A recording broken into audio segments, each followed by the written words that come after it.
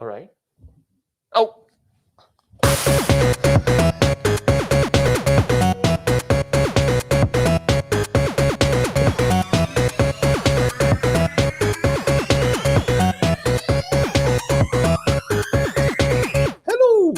Hello, and welcome to Datatopics Unplugged, your casual corner of the web where we discuss what's new in data, from UIs to giving up, anything goes.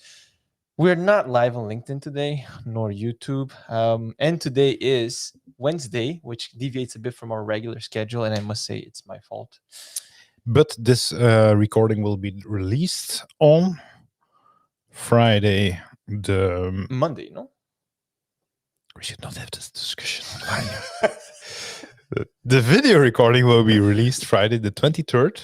Yes. The audio recording on podcast platforms of your choice will be released the Monday after. Because Murilo is not available next week. That is true. I'm not available. I will be in the slopes of Romania skiing and also attending nice. a friend of my partner's wedding. Cool. Yes. Is skiing a thing in Romania? Yeah. They have nice slopes as well. It's very cheap as well. Okay. So, looking forward to it. Cool. When I'm on the snow, I'm very Brazilian, you know? What does it mean? It means that I don't know what I'm doing, but I'm there, Okay. you know? I'm vibing, you know? You get down and back up again. Yes, that's it. That's life, you know? We never give up. Skiing. That's it. So, yeah, it's going to be fun, but we didn't want to leave the people waiting, you know? People want more. They can't get enough. Or thousands of followers. Millions, you know? Trillions. So we decided to record this one here. Yes. We're also going to have our regular live stream on Friday. But yeah, so maybe we don't have guests today as well. So this is a bit of a impromptu kind of thing. So it's just me and Bart. Yay! And today's Valentine's Day. Oh, wait. I actually prepared something for this. For the next hour, we do this with to the soundtrack of this. Okay. How was your week, Mera? It was good, Bart. How was yours? It's better now.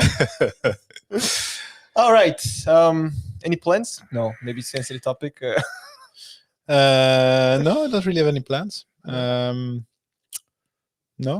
Okay. Nothing specific. Played a bit around with yesterday evening. Played a bit around with a hobby project I'm doing. Oh, what hobby project? It has to do a combination of, it's basically a P5JS based thing, interactive visualization based thing. That at some point I would like to create. Okay. And I had a few hours yesterday evening, and I started looking into it.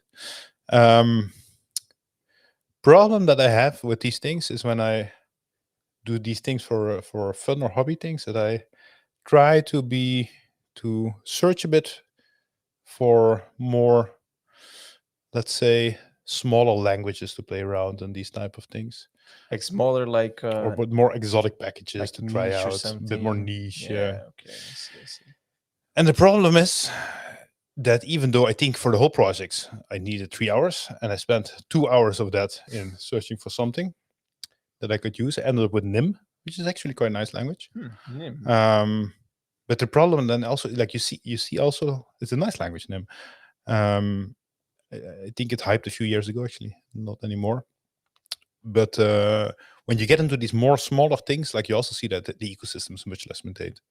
So I used, for example, I needed a minor backend for what I'm doing. Thought, let's do this in Nim. It's easy to make like a web backend. It's easy to make in every language. Okay. More or less.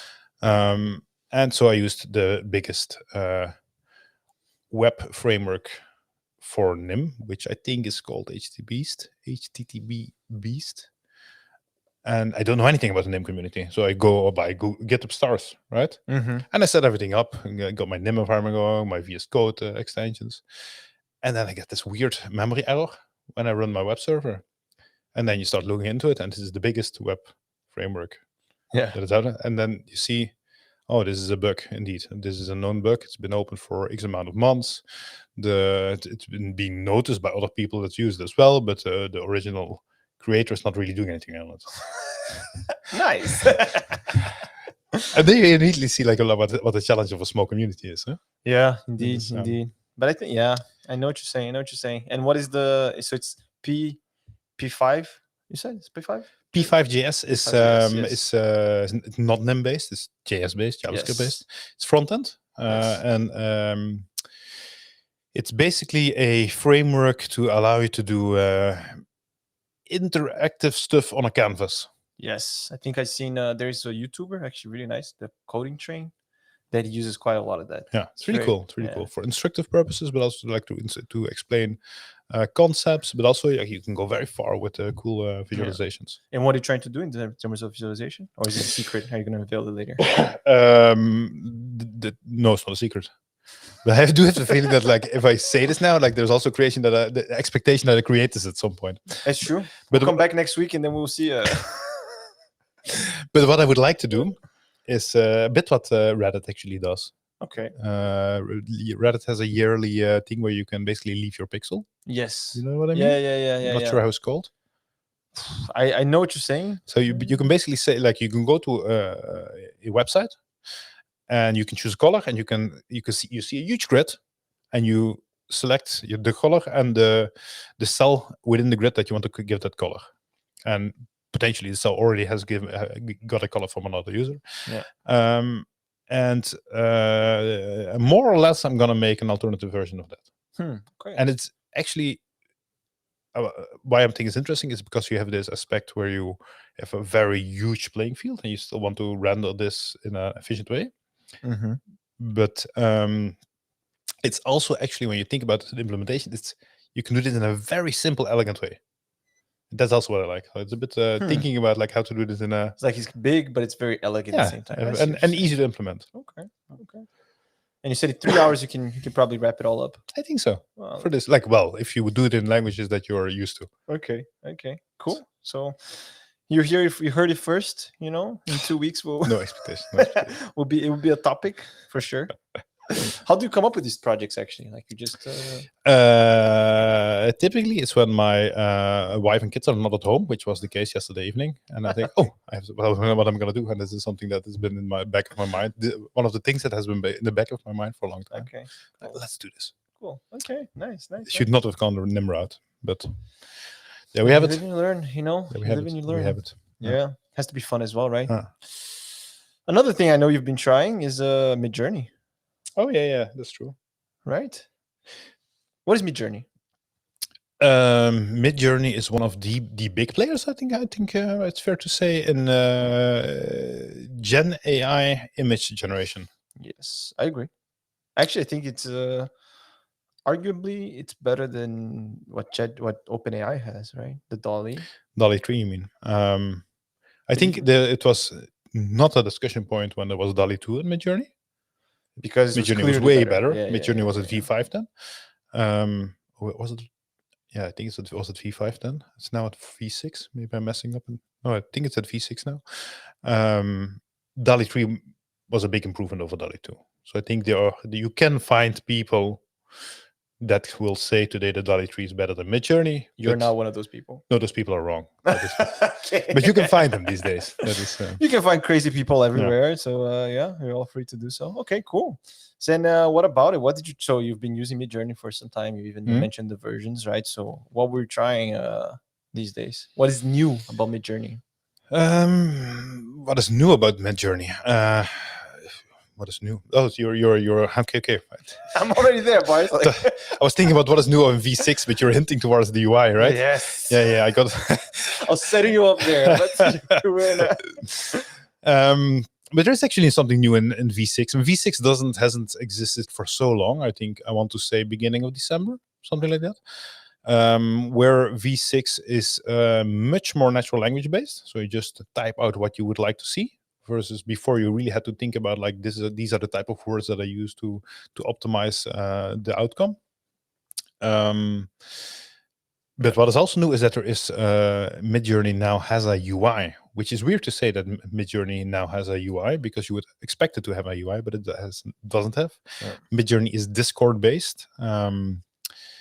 Discord, for the people that don't know, it is a the conversation-ish platform. Yeah. And Midjourney is a bot on there. Yeah. So you can kind of think of Slack, Microsoft Teams, if you're familiar with that. But it's like and you can for the cool kids.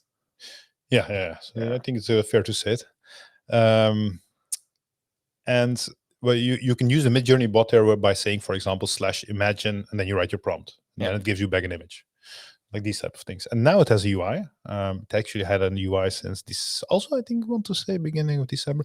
Yeah, so, but V6 was released December 21st. Okay, later than that. The alpha, more recent.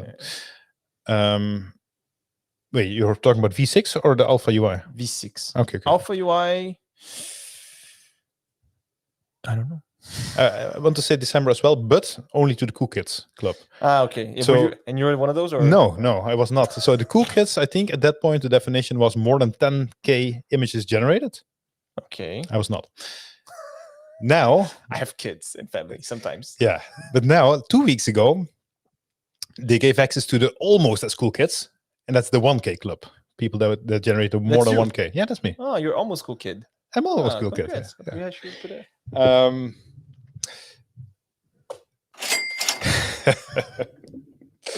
So I got access to the UI, and I've been using it a lot for the last week. Okay. And it works really nicely. You want to put the announcement on the video?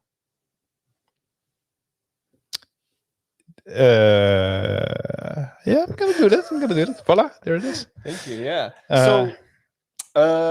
Maybe do you feel like there was a need for UI? There was. Yeah, it was. There was. Yeah. So workflow wise, the UI is really an improvement over the Discord bot. Okay.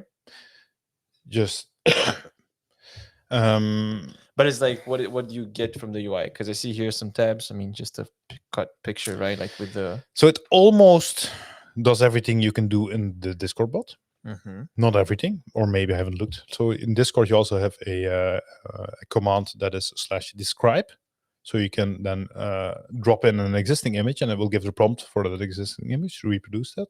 Really? Which is very handy to reproduce a certain style. What if you give an image that is not AI generated? No, you can. It would just give the prompt to create it. Huh? Maybe we can drop in an image of Murillo later. Yeah, it would be like Asian Brazilian. So that is not an UI yet, but for all the rest it seems to be there. So you can drop in your prompt, like you see, like in the bar that says imagine. You drop in your prompt, it gets generated. You can click on one of the generated variations. You can do an upscale. You can do variations on that. So it's and it really works nicely. And so what I, for example, typically do is that I generate something, and then I slightly tweak my prompt, and that is much easier to do. Like just copy paste text in the UI than having also to add the imagine command before it and to do you have a private channel with the bot, or is it with other people's? So well, you can choose, but I only do a direct conversation with the bot.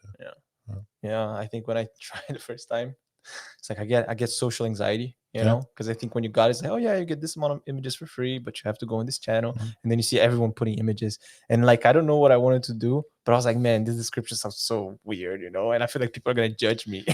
You know, for like, I'm wondering what kind of images. Like, I don't even know. I think I was like trying to get a logo for like a project, and it's like robots know this, and I was like cute, blah blah blah, you know, and it's like, man, immediately go for the cute robots view. Exactly. And I was getting like, oh man, people are gonna be judging me, but like people were gonna be, I got another one of those. Yeah, it's like, oh man, look at this guy. But so Alpha UI, happy with it.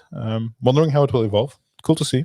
Cool. And I think it will be more accessible to a bigger audience. Yeah, I think so too. And I think what has to do with it, that where they potentially, I'm not sure that they actually, but potentially sped this up, is that I think at some point they need to get away from Discord. So today, Discord is also their file storage. So all images are actually being generated on Discord. So, which is a huge amount. And Discord used to, and still you can drop in whatever files you want, and it's for free. They don't charge you for it. Oh, really? So it's free storage for them. And what Discord actually, I think they still do it, but they announced a stop date. So they give you a link to that image that is stored on Discord, a fixed link that will work for always. So Okay. people can basically use Discord as a sort of S3 for free, which That's is really pretty nice. good. But like I want to say 4 to 6-ish months ago, Discord announced that they will stop doing that. So what you will get when you get, if you want a link to something stored on Discord, you will get a temporary link that will expire. So I think at some point Midjourney will have to move away from Discord. So maybe this is also a conscious attempt to start doing that first by the UI. Yeah, I see here the indeed public service announcement on Reddit. Discord CDN links will become temporary by end of year. Huh, interesting. 3 months ago. 3 months ago. So by the end of 2024, I guess. Don't know exactly because it's 3 months ago. So. Yeah, but in any case, it's in Discord it's not like open source. You don't host your own. Then it's just like no, you don't host your own. you just server. can create the bots and stuff. You can create a server, which is basically your own workspace. Okay. Cool. Cool. Interesting as well, indeed, for the backend, I guess. Like makes an impact for them. And is Midjourney open source? I don't think so. No. No, right? No. Quite sure, actually. No, it's not open source. But they don't make a I guess they make noise, but not as much noise as OpenAI, right? Maybe for us. I don't know how much the average Joe. Well, I think Midjourney is very much on this visual part of Gen AI. But do you think it's as known as ChatGPT, or maybe just because there's not as many use cases? You think? It's probably no. I think it's less known. Like you need to be a little bit more technical. I think because I'm also wondering, like when I'm thinking of training data, right? Usually when you think of lawsuits and like someone because they trained on public data or this and this, usually think of OpenAI, right? You don't hear Midjourney, but they could, right? Well, Midjourney is actually with V6. It seems that they are, so they use copyrighted data. That's very clear, and it seems that they overtrain on it. So I can ask for give me a landscape of where there is Bart Simpson on a skateboard, and there will be exactly Bart Simpson.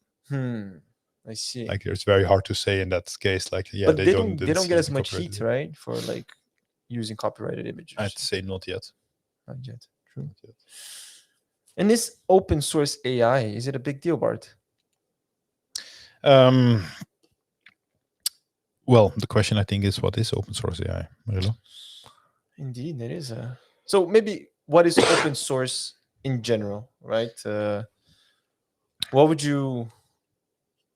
Because there's a definition of open source, right? There's like different licenses, and I know if you get a bit closer to it, there are nuances to it.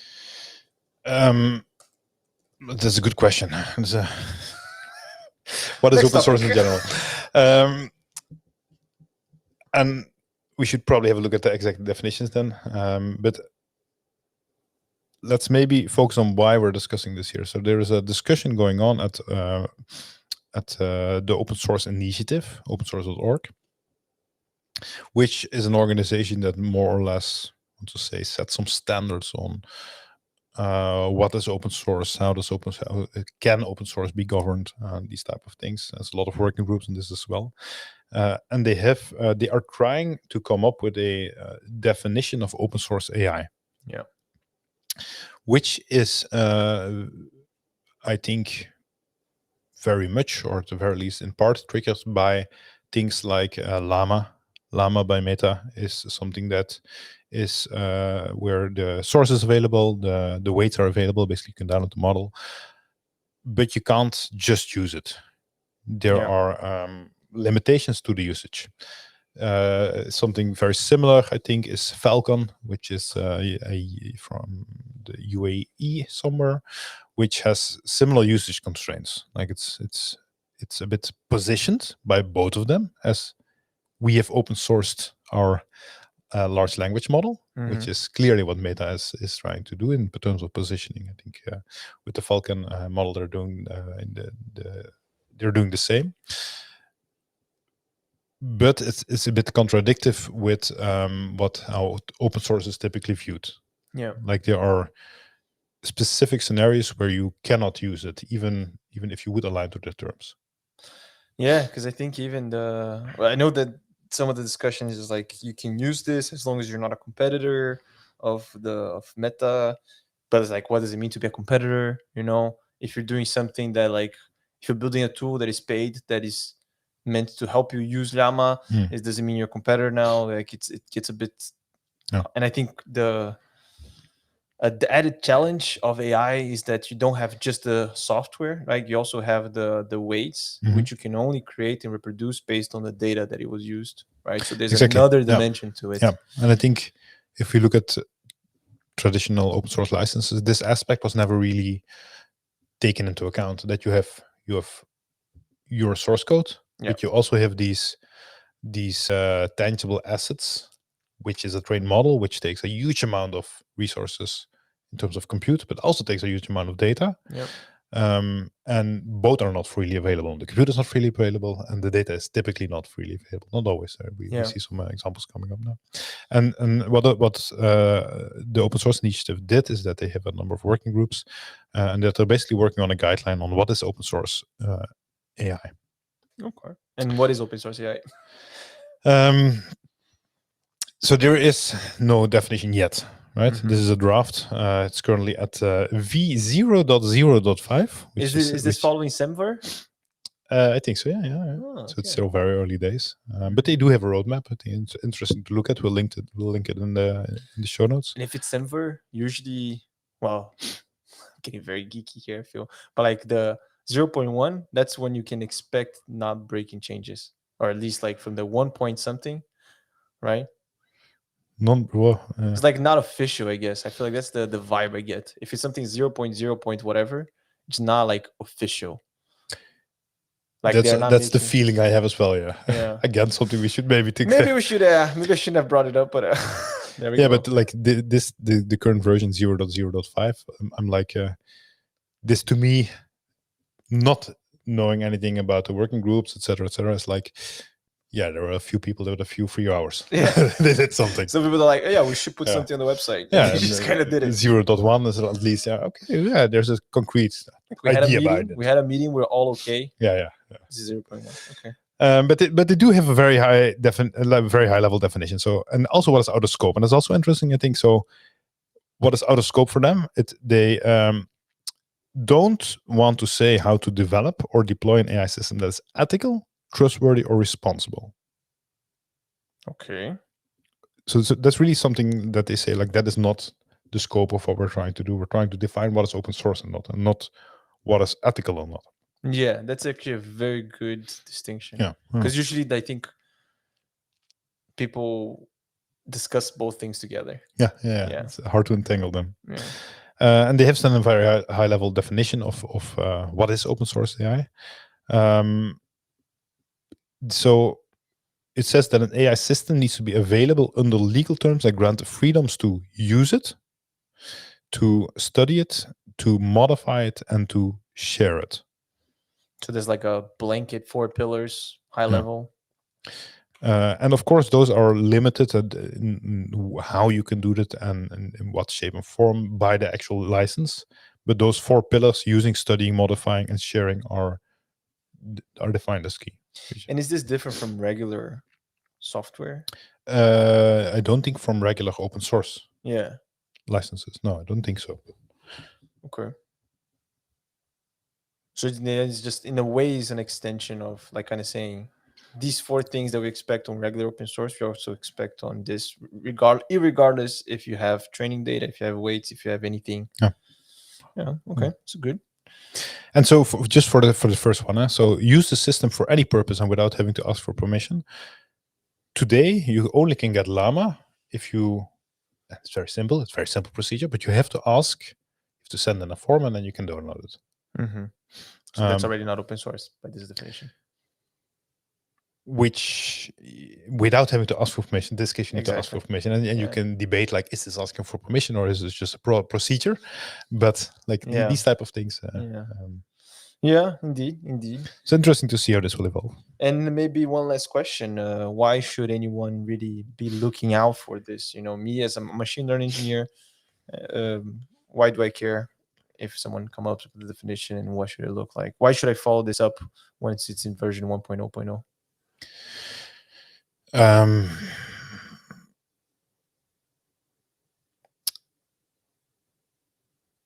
That's a very in-depth discussion. Why should we care about open source? That's a difficult one. So I think why should we? So I'm not going to go into that. Why should we care about open source? I think open source is important. Why we should maybe care about this specifically, what is open source AI, is because we are in a technical community where today, for a lot of reasons, you can debate about the goods and the bads. Open source is valued a lot, right? And what we see is that open source as such, because it's being valued a lot and embraced, is also being used as a marketing tool. Yeah. And not always for things that are actually open source, because that definition is today very vague. Yeah. Especially when it comes to these AI-based Yeah. source code artifacts, these type of things. And I think in that sense we need to care, because there needs to be transparency. Like, is this actually open source? And if not, what are the limiting factors? Yeah. No, I completely agree. I think this is a bit of a free for all for the AI part. I feel like there's not a lot of, I mean, for traditional quote unquote software, there has been more stuff. So I think it's more strict, let's say. But for AI, it's like, yeah, it's open source, but the weights are not available. And it's Yeah. like, okay, but then is it really open source? Exactly. Right. Exactly. So yeah, indeed. And like you said, a lot of people can say stuff is open source. I know there's some people say, oh, this is source open, meaning that it's available, but you cannot contribute to it, right? You It's cannot not open source. That's not source open. Yeah, indeed, right? Source available. Source available, indeed. Oh. And then now lately with the open tofu stuff, there's the business license and there's this, like it gets way more tricky, right? I feel like, and that's to me is an example of when you have an ideal, but then in practice it gets muddier, you know. It's like, is this it? Is this not? Is this considered? Should it be okay? Do we let it? But yeah. And I also think it's something that has a big impact, but realistically developers don't follow. I mean, how many licenses do you check? All the licenses of your projects? Like always everything in the dependencies of the dependencies. No, because I'm thinking like npm packages and all these things, right? There's so many, and even if you were to check the ones that you have, the dependencies of the dependencies, you know, are they accounted for? You know, if you have one dependency way down the line, you know, like I feel like it can get tricky. Like if someone forgot to put a license on the project. Sure, yeah. You know? But I still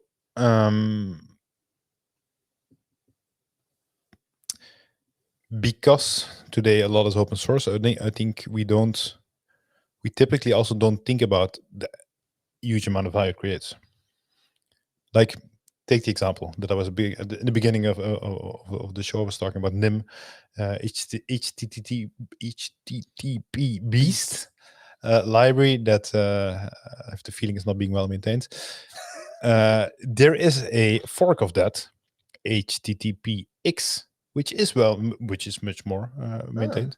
I'm saying things now about my limited experience yesterday, but this is only possible because they are able to inspect it, to modify it, to share it. Yeah, that is the only reason why there is a fork that is now maintained, and we all think, oh, yeah, this is open source, let's just use it. But this is only there because it's open source. Like this, if tomorrow Llama is not being maintained anymore, no one is allowed to just take it, change it, or not even capable because the data is not shared, right? Yeah. So I think it's because open source is so big and so abundant, we take it for granted a bit. Yeah, I do think so. I think I talked to Tangolo, right? The Sebastian Ramirez, the guy from Fast API, and I talked to him about how people sometimes expect him to do things super fast, to merge all these things. You know, a lot of I remember saw something on Reddit that someone was complaining that the guy from Fast API, he doesn't put an organization. He wants to kind of gatekeep everything. There's so many open pull requests, and he was really complaining, you know. And that's one of the first things I talked to him, and he's a super nice guy. He was like, yeah, sometimes it's not nice, and this and this. A lot of the pull requests are actually translations of the documentation, and he doesn't speak the language, right? So he's just waiting for people to confirm. Really community based, right? But yeah, I do think that sometimes people take it for granted. They assume it's there. They also it's an assumption that needs to be met, right? So they start demanding it, which I think it's a bit counterproductive as well for the whole ecosystem, right? And sometimes you just give up, Art. Trying. And it's like, You do? I don't, because I'm Brazilian, and we have a saying. It's like, eu sou brasileiro, eu não desisto nunca, which basically means I'm Brazilian and I'll never give up. But sometimes you should give Okay. up, I feel. Have you ever given up on a project? Maybe this NIM experience. I don't know what's the. For now, it's been given up on, yeah. For now, it's been being given up on. But sometimes I wonder about this myself. I mean, usually when I start something, I really make a point to finish it, to deliver something, Okay. right? But sometimes it doesn't happen. And I've ran into an article that says, when should you give up on a project that doesn't work? And it caught my attention. So just to go very quickly through the article, right? He basically, it's a developer, like he's doing this for fun, just like you and me. Okay. His, I think That is an important one. So it's fun projects. Yes, fun Okay. projects. Yes. So I think the project itself, it's not super relevant for the discussion here, but I think he wanted something to link to Wikipedia articles that you could kind of see locations. Like, so basically based on the location, you can see the Wikipedia articles related to it, and it'll be a fun way to discover new articles or stuff about your neighborhood. That's kind of how I feel. Okay. So the idea is to use OpenStreetMaps and the Wikipedia API to kind of do these things. So he was passionate about it. He started to make progress, which was great. And then he started changing the UI, which was also nice. He started to feel like there's some progress. There were some issues like with the actual functionalities of the app, right? Like with like some things wouldn't work, or sometimes things would be too slow. And then he, according to him, he started having excuses, right? So he started having issues and he started to travel around. And then he said that at the time he said, "Oh, I just won't be too hard on myself because I'm busy." Right? It's a hobby project. Yeah, exactly. Yeah. But then he was also saying that in hindsight, this is where the lack of motivation started to kick in. And he was also saying, like, was I subconsciously afraid that it wasn't going to work out the way that I thought it would? So it's like kind of kick in. Actually, do you ever... I didn't relate to this much. I never like, I don't know. I mean, I have excuses that kick in. I have But a lot I'm- of excuse, yeah. But it's never like I'm afraid that it won't work. But in any case, No, maybe maybe I should sometimes think about it. but I think then he talks about fake productivity, which I think that is something that I can very relate a lot. Which, according to him, is like making changes that makes it look like you're making progress, Oh, yeah. but you're not really making progress. So, for example, he has a UI, so changing the colors of the UI, picking the right fonts. I know this very much, yeah. And I think the idea is like, and I've been there for sure. But like, I don't know, project 40% for me is like switching fonts. It's fake productivity, according to him, not me. I think it's crucial. Everything else, right? Like reading, you read way faster, you type way faster when you have the right typography. That's the right? thing. That's the thing. Yeah. But I had that for sure. Like when I started, I don't know, I was trying to build a simple website or whatever, and then I started to have issues with the framework, and then I switched to changing the CSS colors. Okay. No, this doesn't work. Yeah, so I definitely related to that. Not sure I have a guardrail for this. I feel like sometimes it still happens. I guess now I'm just trying to be mindful of it. I feel actually you're pretty good at not letting the small stuff hinder your progress. Depends. Depends. But fake productivity, I actually have a tip. Oh, you have a tip. I have a tip. If you want to look productive, I saw this passing by. Yes. So apparently, GitLab, they upload their Zoom conference calls. GitLab upgraded their Zoom conference call. No, they upload their Zoom conference calls to YouTube. Okay. Which is cool. So if in the morning you think, just let me wake up quietly, you can stay at home and you say you're working at home, right? You work at home quite a bit, huh? Yeah. And you think, let me wake up quietly, need my coffee. And you're just gonna go behind your laptop, put on your headset, go to YouTube, Google GitLab conference call, put on the conference call, full Mm. screen, Mm. and you just like drink your coffee half an hour. But like it looks like you're in a meeting or something. Yeah. Like, but then is it just people or is it like The team from GitLab that was discussing a topic, but just mute the music, right? Just mute the sound, like just drink your coffee. but it's not like there's no code on the screen or nothing. So this is a fake productivity tip for anyone in any field. Like literally, if you're at home and your partner wants to ask you something, no, important meeting, I'm sorry, important so meeting. sorry, yeah. Really can't now. It's like in 1 hour. So. Yeah. Okay, cool. Tip. Thanks. Yeah. But the fake productivity in hobby projects, like I agree. Yeah.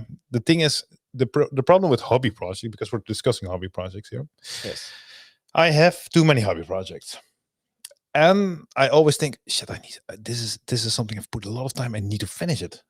Yeah. So then I think it's already late. I'm a bit tired. Okay, I'm just gonna open up the editor and I'm gonna change a little bit. Gonna change a little bit here. Yeah. And it's just typically like maybe a bit of documentation, or there's like a different font, or like just an attribute somewhere, and or a little bit of refactoring. Yeah. And then I at least have the feeling I worked a bit on it.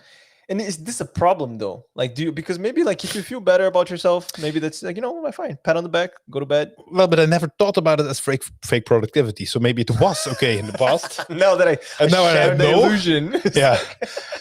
So yeah. Okay, my bad about that. Yeah. I'll be more mindful next time on the articles. But no, but I also have that. But the thing is, like, the more fake productivity you have, yeah, the bigger the pressure I put on myself to finish it, because it's like, oh, now I spent so much time on this. True. Yeah. And it's like a lot of times I'm just changing the things that are easy to change instead of solving the things that I needed to solve, which is also what he mentions here. That is true. Like, you should be looking to like, what's the latency? What is this? What is that? He should do that. Like, but now you're spending so much effort into small stuff that really didn't make a, fair point. Even talking about in the beginning how the MVP, right, to validate the idea, he should have stopped at one point and just gone forward, but he was just really kind of going around. Oh, maybe change the UI, maybe change this color, maybe we should do this, maybe we should do that. In the end, he has something that does look nicer, right? So this is you have if you're in the video, you can see some screenshots. So there are some color coding. There's this, there's that, there's mobile support and whatnot. But he was saying, like, if you had a video, you would see that it's way laggier. It's way worse the experience, right? So I was clearly focusing on the wrong stuff. So to me, it was a bit, it was very relatable. Yeah, it is also very relatable to me. Yeah. And he says, like, well, the part of giving up, right? So he was debating on this. He was feeling really bad about himself. And he said, the biggest takeaway I take from this is that if something is worth building, you'll know right away. So I guess it's like, if you're debating whether you should drop something because it's not giving you much, you should probably drop it. Which actually, I have this thing, but not with side projects. I have this thing more with books. Like, if I'm reading a book and I feel like, I'm forcing myself to read it, then it's not worth it. Then I'll just put it aside. With projects, I still feel like I need to get the return on my investment. Yeah. I recently gave something up. What did you give up? So another hobby project. I'm working on a small, fun e-commerce thing. Not really to go into detail now. But I started, as one does, to say all the managed things out there are not good enough. We need a new standard. So if you think e-commerce, online shop, you think Shopify, right? Yes. And these days, separating backend and front end is very sexy. So you can build your own storefront in whatever technology you like, whatever. And I said, of course, I'm going to build my own. Right? Clearly. Got all the time in the world. The problem is, you get these starter templates. You do the starter template. You think, oh, everything works. Yeah, right. And then you can do the tricky shit. And you think, okay, I want my users to have like a custom profile. Okay, yeah, it's not in the starter template. Okay, I need to build from scratch. Okay, then I need to have an external database as well. And I want to have also automatic translations into all languages. Okay. Yeah, I'm gonna do that. Put it on the list. Put it on the list. Put it on the backlog. Yeah. Putting it on the backlogs because I'm just switching type fonts, right? Yeah. putting it on the backlog. You have this idea, you write it down, like go back to the font. And then at some point, like all of these things add up, right? Yeah. Like it's not okay on the products. I also want to show these and these icons and this and these cases. Like all of these, like it starts to add up, right? It starts to add up. And then you forget the mobile. And then you take a step back and I think, okay, start with a template doesn't really look nice. I'm gonna do something on the visuals as well. Okay, but the starter template is not built in Tailwind. I'm gonna migrate to Tailwind. And so you're all doing all these things. And then at some point, it's like, oh, Bart, this is gonna take me another year. Because like this is literally like I have 15 minutes that evening and maybe half an hour that evening. So it's literally at that pace. And then I think, okay, Bart, okay, I'm gonna look back at Shopify managed storefront. It has like 95% of the things that I need. Just like, maybe I should just go with that. It's like the stages of grief, right? Like first, and then the other was like, yeah, I'll accept it. Yeah. But from the moment that you switch, I switched, then it's fine. But it's like taking that decision. It's painful. Yeah, I wonder if maybe we simplify things. Like, oh, yeah, how hard can it be to do that? And then you start doing it's like, well, it's actually harder than I thought. Like, just go back to what's there already. Yeah, but what has taught me a lot, and I've talked about this publicly before, is the Gautier factor. The Gautier factor. So Gautier, a very good engineer, did the previous True Tools podcast with. Yes. Famously, when he was still a very young engineer, underestimated the work by 2.5 times.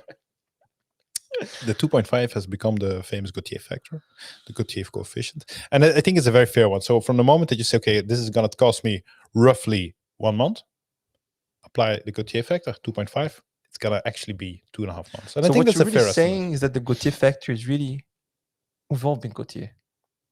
What? We've all been Gautier. We are all Gautier. There is a little bit of Gautier in every one of us. Well, I believe that. Amen to that. Amen. Amen.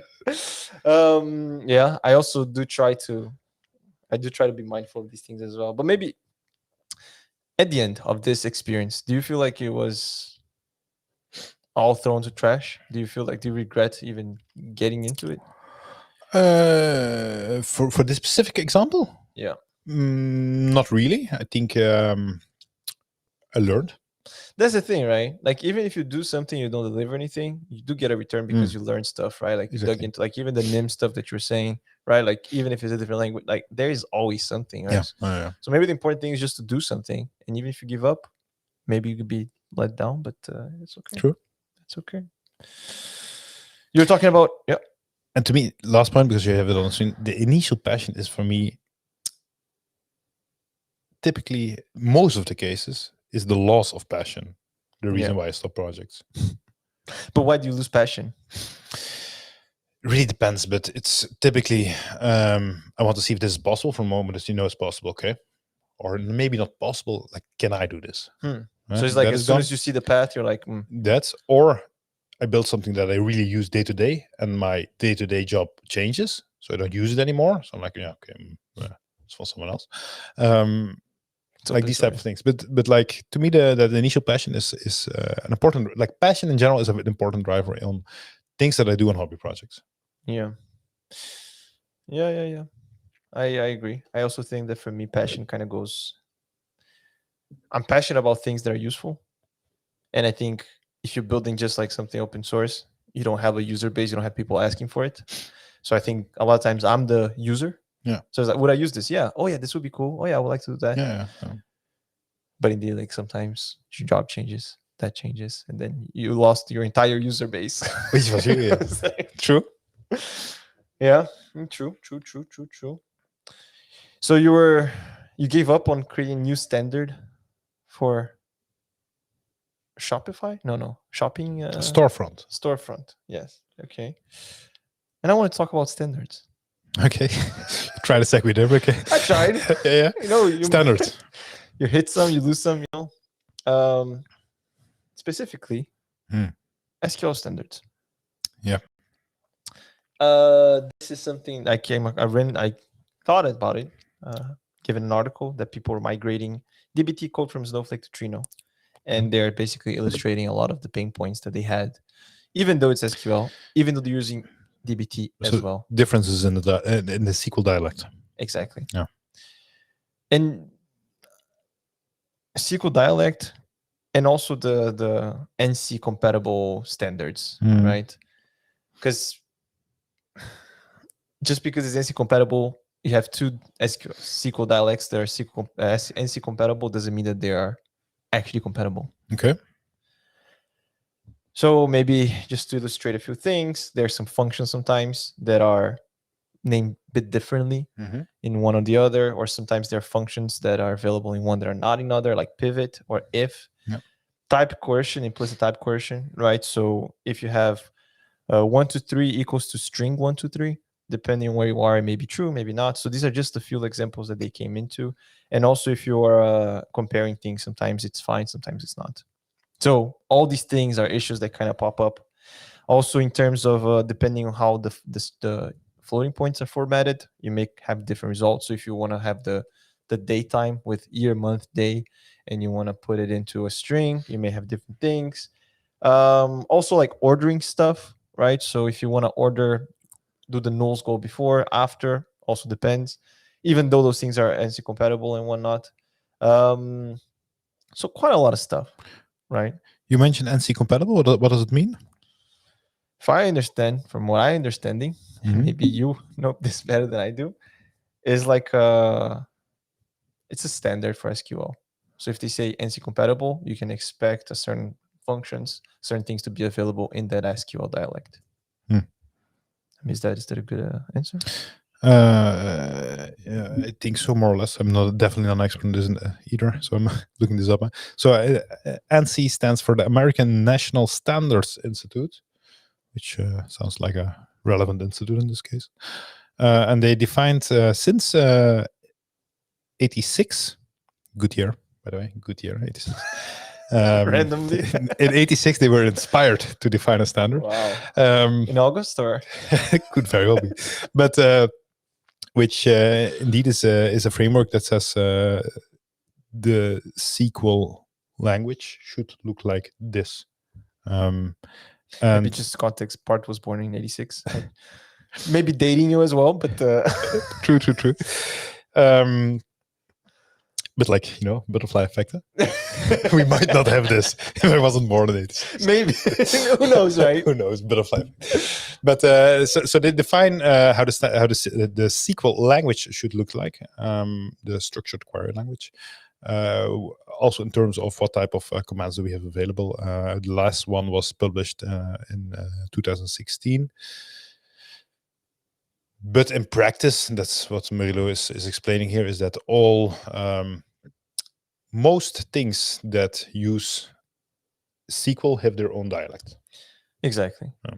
Maybe, and again, dialect is like an analogy with languages, right? Natural languages usually have Portuguese, and you may have different dialects. I think here in Belgium they also talk about Dutch dialects, right? So dialects of programming language is again something that kind of looks like, but there are some nuances, some differences, right? Just because in this case in SQL, just because something runs in Snowflake doesn't mean that it will run in Trino, and that's actually the point of the article. Yeah, and it's not always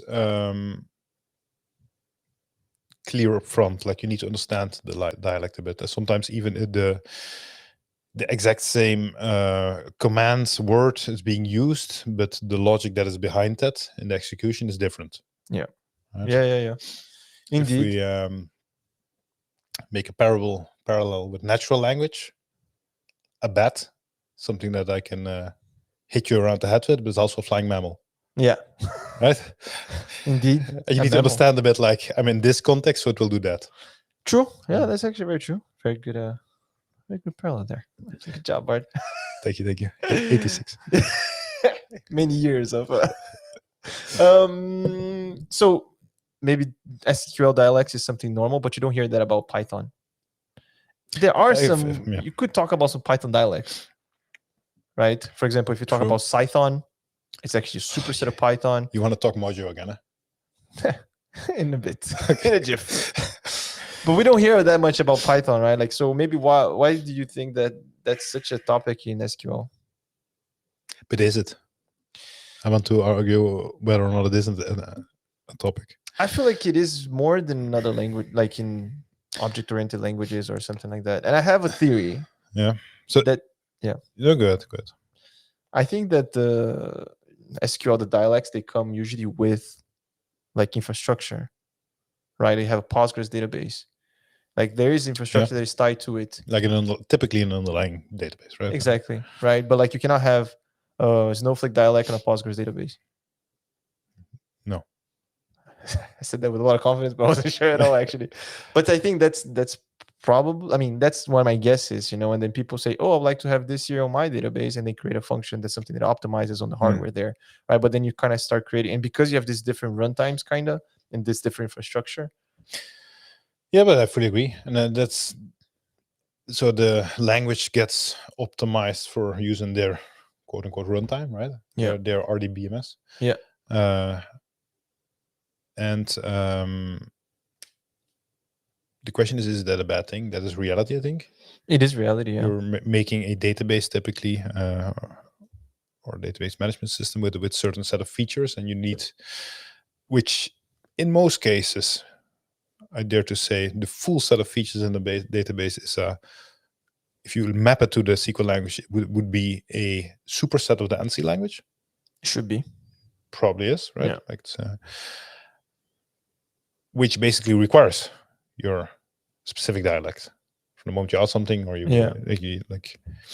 have a dialect, and then that's also why I think that we talked a bit, I think 2 weeks ago, like the one-way doors, two-way doors, and like how choosing a database is kind of a one-way door, because I do feel like once you have that technology and you have this dialect, you kind of build some stuff that is specific to that. I mean, maybe, right? Maybe you're not even aware, right? But there may be some functions, some things that are optimized that you leverage on heavily that you don't even know that was the case. And I think that's why I was a bit making the argument is maybe it's not a bad thing, because I think normally you don't really encounter this. Like you have your tech stack, and your part of that is, for example, a Snowflake database, and you need to build up knowledge around your Snowflake SQL dialect. Yeah. The very specific cases where you do encounter this is where you either have 10 types of different database systems, which is very unlikely. Yeah.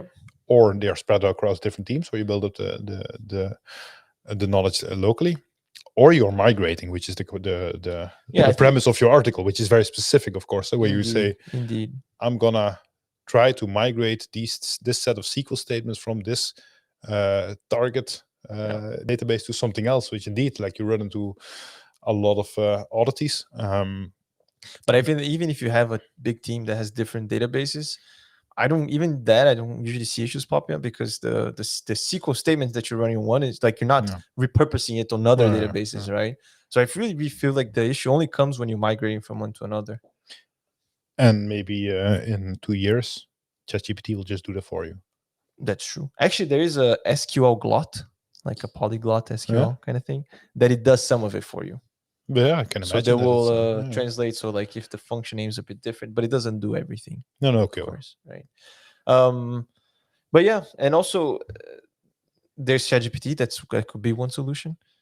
But there's also, they mentioned DBT on this article. So that's kind of the point, that even with DBT, which is another layer, right? Because in DBT you can create macros.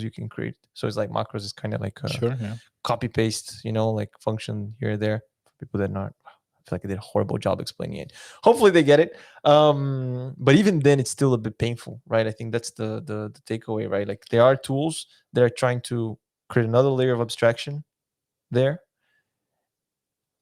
But is that enough? And based on the evidence here, it looks like it's not.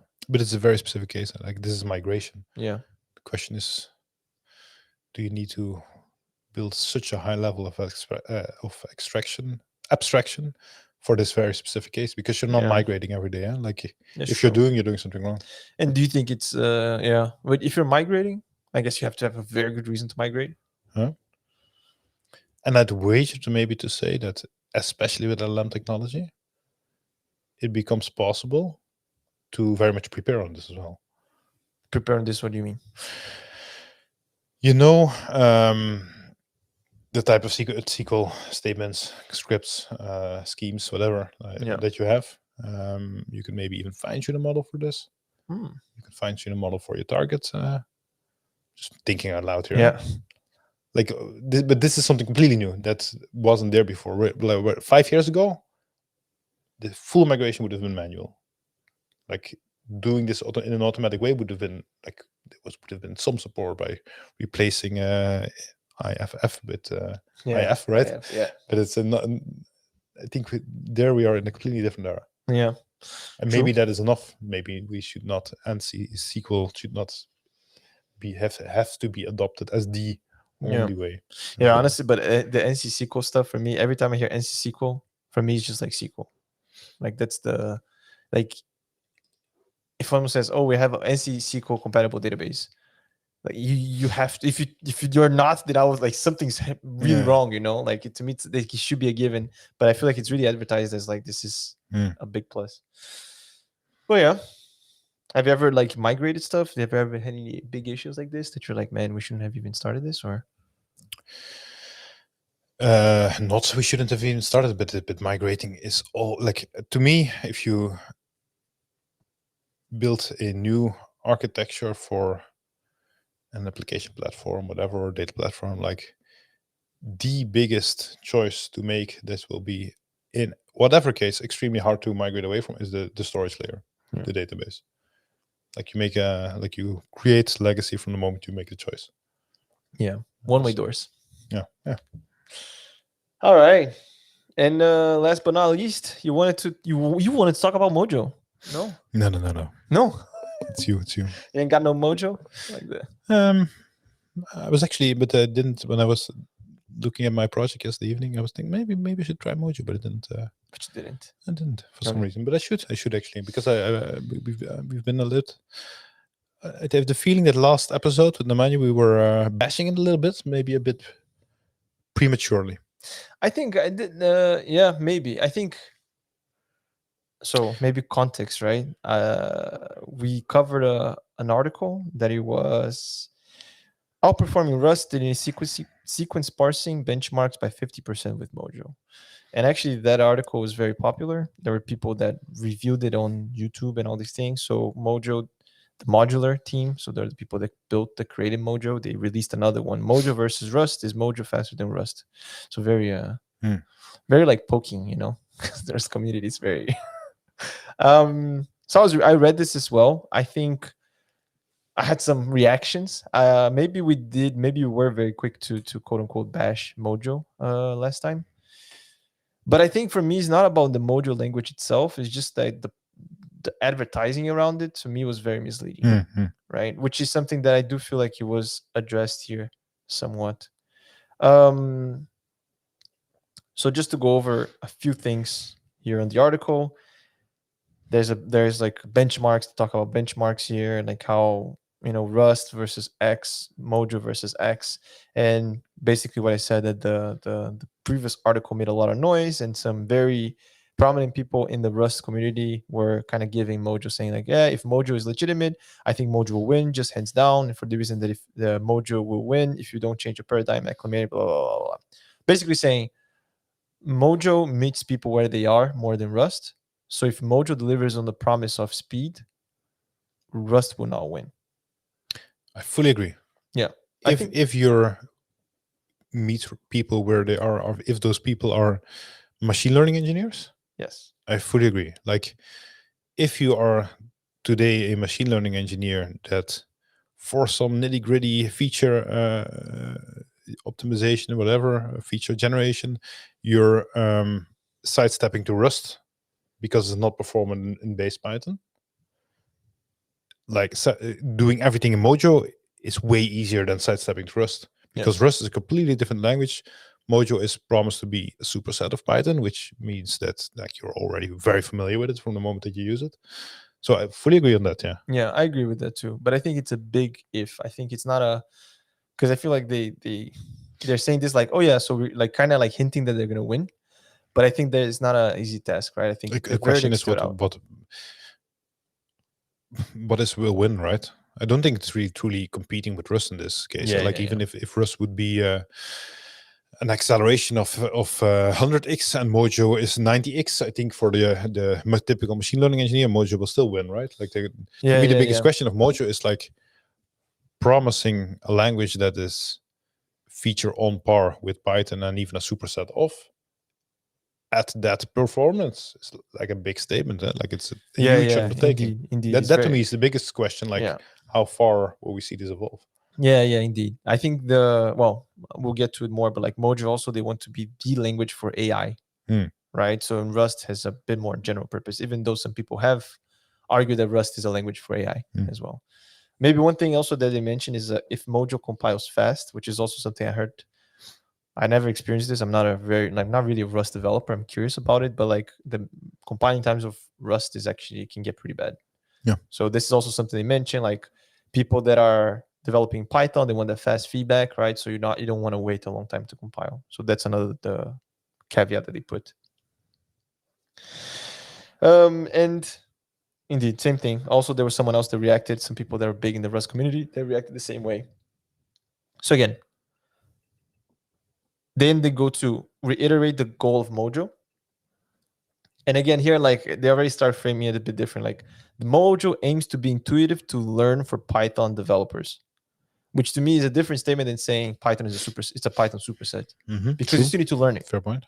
Right. And that was one of the big quote unquote beefs that I had with it, that they were really advertising as a superset of Python. Like you don't need to learn it at all, almost like it's a different interpreter, but it really wasn't when I tried it. Right. So I think this is already matches more my experience. So I have less of a problem with it. They also say we're heavily focusing on AI, where the 3 language problem exists, CPU, GPU. So there are some interesting specificities here, right? Like they're trying to get the most out of the hardware. They want the GPU and the CPU available, all these things that goes a bit to the lower level, to the hardware level of things. So let's not forget the real goal of Mojo is lifting the world's most popular AI language in Python and empowering developers everywhere with incredible performance, hardware portability, and programmability. So that's the goal. AI, language of AI.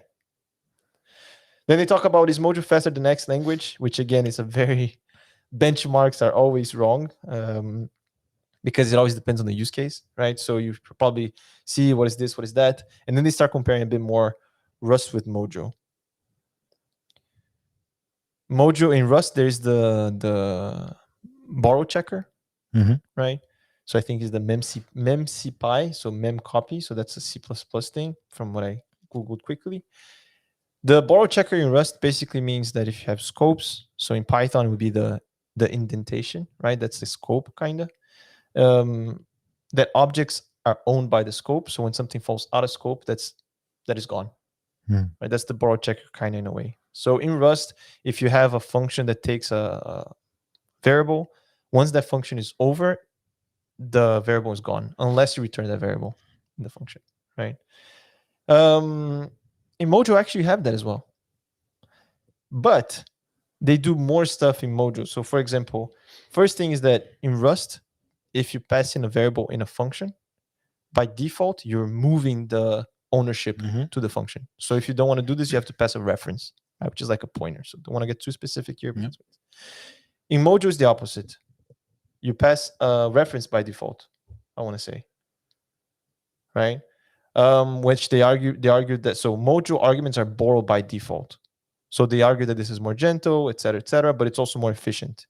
So if you want to really replicate what Rust is doing, you can actually you have to specify more things. You have to, basically the default should look more like Python in a way. And if you want to get the Rust behavior, you have to first specify that this function is owned. So you see that this here already wouldn't compile in Python. This is not something that Python would say it would be happy with. And still works because it'll copy things behind the scenes for you. Right. So if you really don't want to, you have to use the caret operator, which again is moving further and further away from Python. But when you look at this, it kind of looks like a mix of Python and Rust, in my opinion. Right? You have FN and all these things. They talk about pins, which is something for async, which I'm not going to go too much into it. And they also talk about the compiler technology, how there's LLVM, IR, and then Mojo uses the MLIR. So basically, the background story is that one of the CEOs, Chris Ladner, also created Swift, and he was also really into these things. So the compiler technology that Mojo uses is the newest, is the first language to use this. So they're also arguing that it's going to be faster, which maybe yes. They also talk about the simple instruction, multiple data. So basically, if you have arrays, you can manipulate a chunk of data at once, and eager destruction. So another thing that Mojo will do is to, in Rust, it waits for something to fall out of scope to delete it. In Mojo, it will actually delete it before it goes out of scope. If it knows that you're not going to use it anymore, it will delete it for you. So, and they're saying like if you have GPU, RAM, or something that you need that thing available, it will get it done, get it out for you before.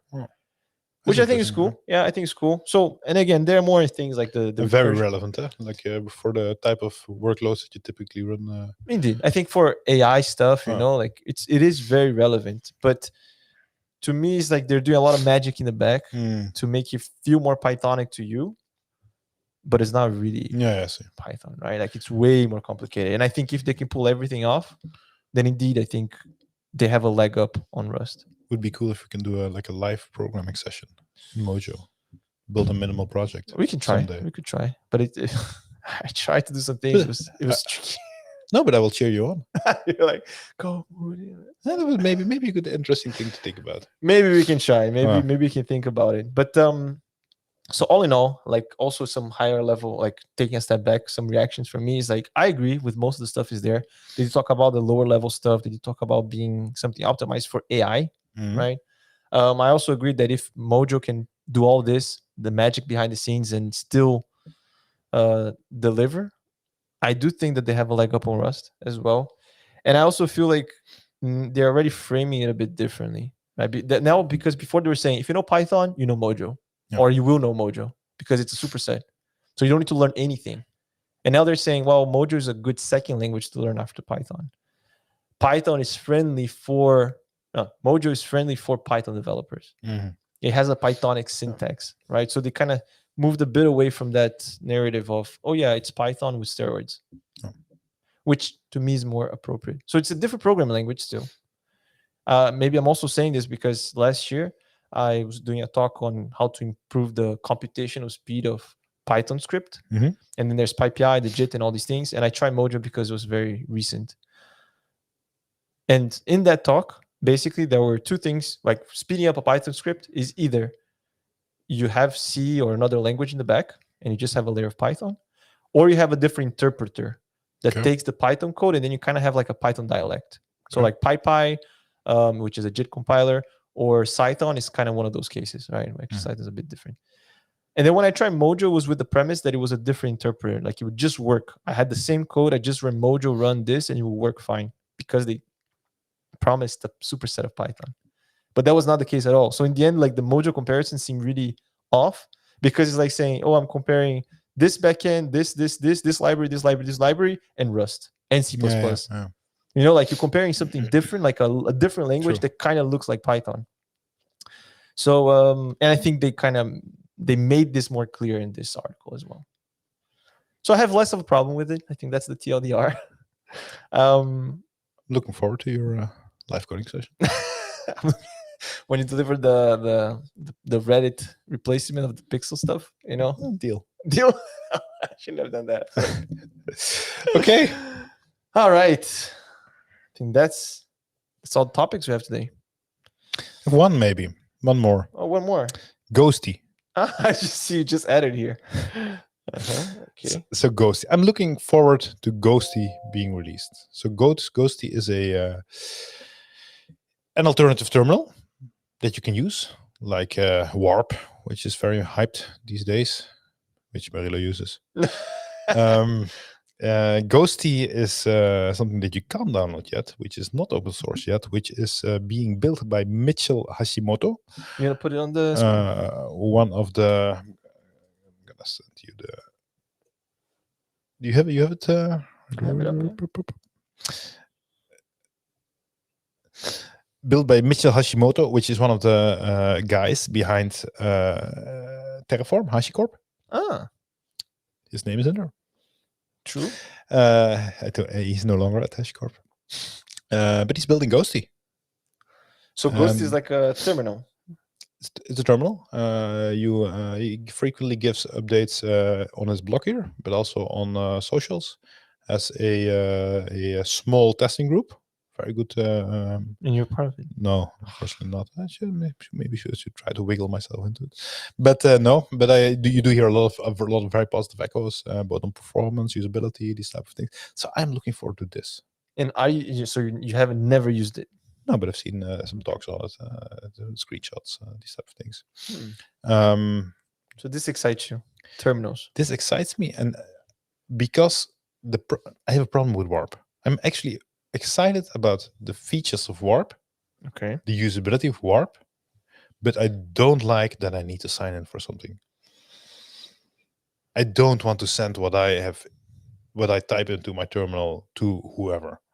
I see. That is really like a red flag to me when it comes about terminal commands. Okay. Terminal environments. Yeah. Like this is, to me, is really a bit of a security risk. Yeah. I see what you're saying. Next to that, also, I was Googling the other day. I don't even know what I was Googling, but I got Warp as a sponsored search result. So they're even putting Google ads into it to get people to describe. Yeah, but I think I feel like it feels like a bit of conflict of interest, right? Like he's like, yeah, it feels like yeah. I see what you're saying. I don't know. I don't need this commercial aspect to my terminal, but I do want something cool.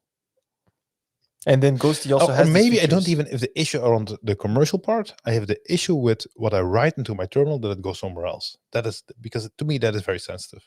Yeah.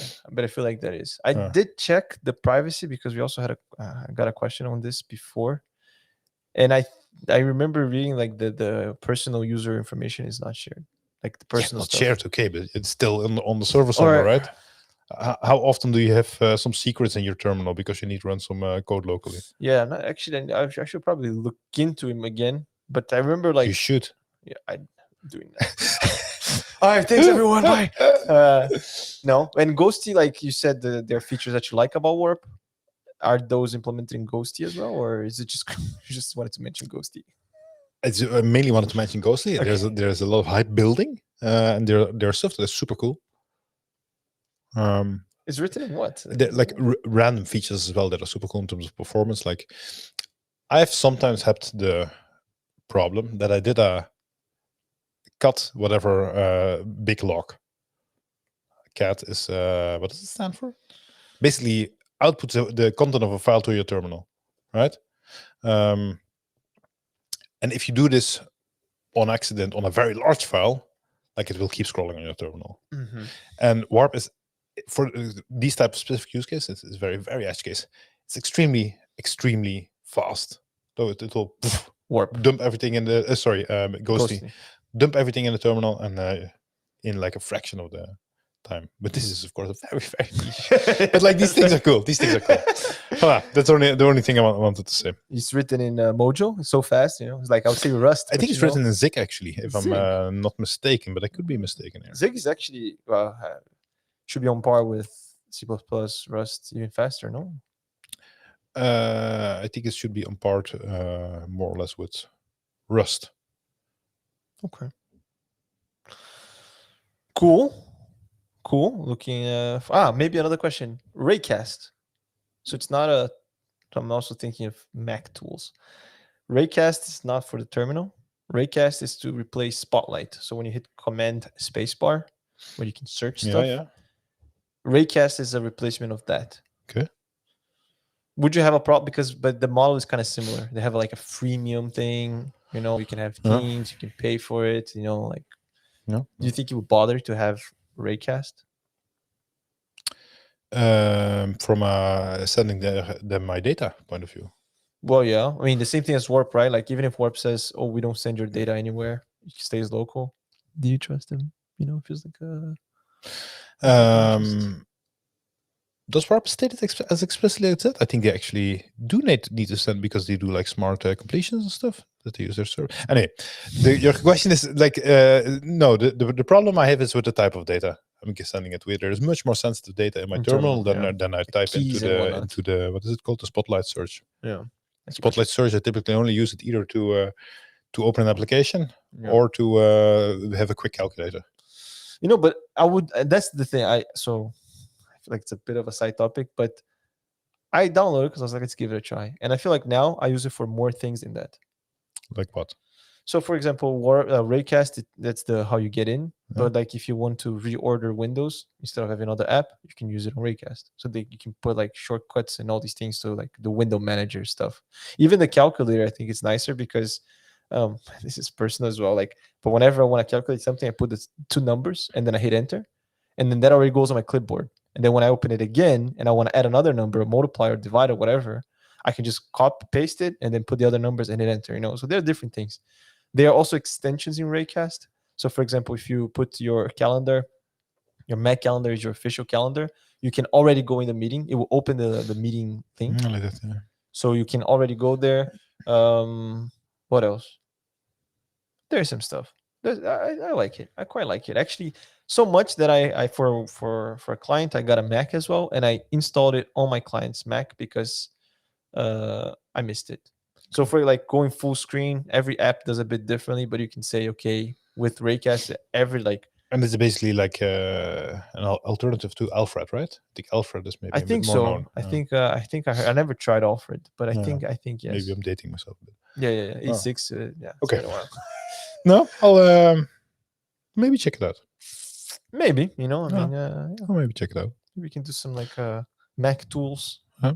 Tour the Mac tools. We'll do that after the live coding session in Mojo.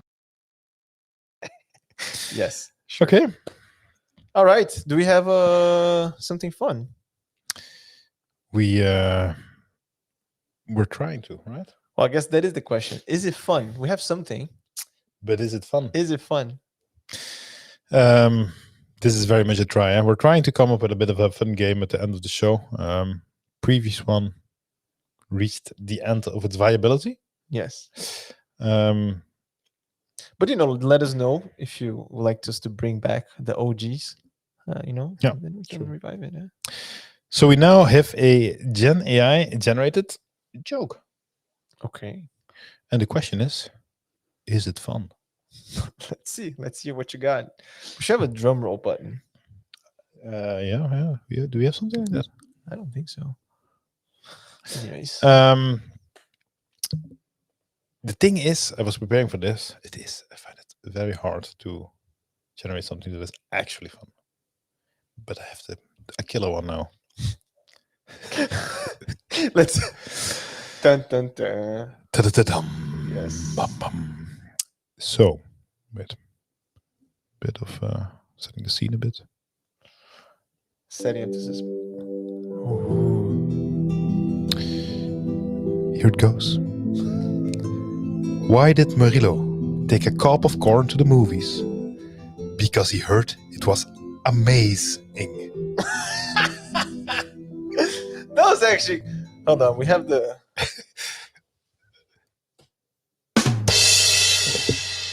That was actually quite. That was good. That was better than I thought. Okay. Happy to have this response. Yeah, I think it was.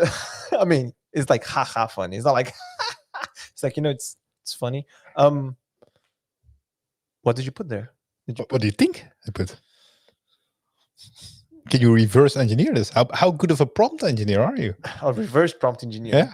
I would say probably put something like make a joke about Murillo with some puns or something. I feel like the movie is too specific. The first part is in there. First part is in there. Make a joke about Murillo. So you would be weird if you would not be in the prompt, right? It's like make a joke, Murillo. But I think maybe you just ask for a pun or something. No, shall I make it? It's actually super simple. So this is, by the way, this is ChatGPT 4.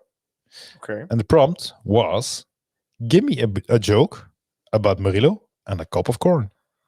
Ah, really? So you actually specified the cup of corn. Yeah. That's very specific. Then I think it was on my mind. But I think okay. I don't know if I want to have some follow-up questions to that. But actually, given the prompt, I think it did pretty good. It did pretty good, yeah. So next time you come up on a joke. I'll do my best. But I feel like you need to, maybe the secret for these things, you have to have the setup that a lot, like, I don't want to get to I don't want to be canceled. but there's always these jokes like a blonde woman, a Jewish guy, and someone else goes in a bar. Finish the joke. It's like there's gonna be something super. Let's see. Next time it's your turn. I get a bit anxious already about this. Maybe the last topic. So we were discussing Midjourney. Yes. Beginning of the show. There's a describe functionality. So you can insert an image and it will generate a prompt that comes close to that. And I did. In the meantime. So I'll just give an image of Marilo. And I'll just tell you now how Midjourney describes Marilo. Mm-hmm. You gotta put some romantic music in. Oh yeah. Oh yeah. Good idea. What did you think about it? It's Valentine's Day, Bart. Nice. I'll give two. It gives 4 options. I'll give 2. Okay. A hairy young person Harry. wearing a black t-shirt in the style of light and gray and teal, mate core, innovating techniques, smile core, Hispanic core, meticulous line work precision, photo taken with Provia. So if you would enter that in Midjourney, you come out. Wow. Okay. Yeah, we'll give the other one, which is actually very well. It's very much. But it's a core. I don't know where it comes from. But like core is in like the core, like 5 cores in your CPU or something. I don't know. It's maybe a style of photography or something like hardcore, smile core. I don't know. Mate core. Mate core. Mate core. I'll do the other one, right? Yes. Maybe change the scene a little bit. Oh, it's almost it's like 2 hours of this.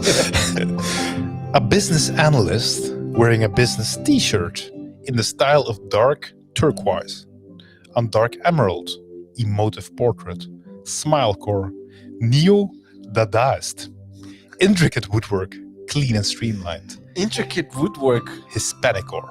Hispanic core. It always comes back. It always comes back. So yeah, there's that. Okay. So I guess the 2 different pictures you put it there.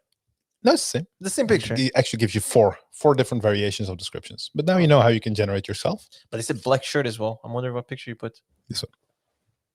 Ah, okay. Okay. I was hairy that day. You were hairy that day. So yeah. So I guess Hispanic.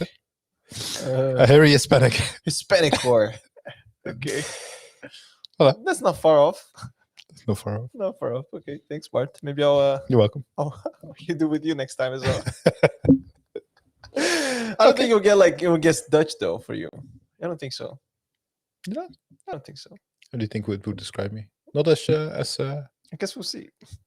tall Dutch guy? I don't think so. Okay. Let's see. I feel like the stereotypical Dutch guy is like blonde. That's true. Right? And no beard. So by there you're already Blonde, no beard, 20 centimeters taller than me. Yeah, like super tall. I was in Amsterdam airport one time. I went in the elevator. I disappeared. Like just yeah, huge. but I people. do as well. Yeah. Yeah, man. All right. Thanks everybody for having the patience to listen to us, watch us, and see you all next week. Yes, sir. When Murilo is back from his ski trip in Romania. Yes, sir. Ciao. Ciao. Oh.